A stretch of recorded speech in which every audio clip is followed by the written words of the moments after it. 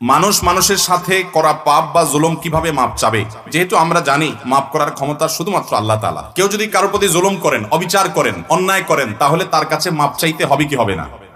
নবী করিম সাল্লাল্লাহু আলাইহি ওয়াসাল্লাম বলেছেন, সেদিন আসার আগে নিজেদের মধ্যকার বিবাদ, দেনা পাওনা, কারোর অধিকার নষ্ট করে থাকলে সেটা আদায় করে নাও, যেদিন কেউ কাউকে কোনো ব্যাপারে ছাড় দিবে এবং যেদিন পুঙ্খানুপুঙ্খ রূপে সবকিছুর বিচার হবে, তার আগে আগে কাউকে বেশি ধমক দিয়ে ফেলেছ, জুলুম করে ফেলেছ, অন্যায় করে ফেলেছ, কারোর হক মেরেছ, তাহলে এটা এখনো নিষ্পত্তি করে ফেলো।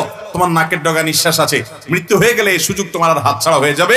বিধায় মানুষের কাছে মানুষের মাপ চেয়ে নিতে হবে। প্রশ্নকর্তা বলেছেন, মাফ করার মালিক তো একমাত্র আল্লাহ তাআলা, তাহলে মানুষের কাছে মাপ চাইবে কেন? এটা অন্তঃসার শূন্য কথা, সঠিক কথা নয়।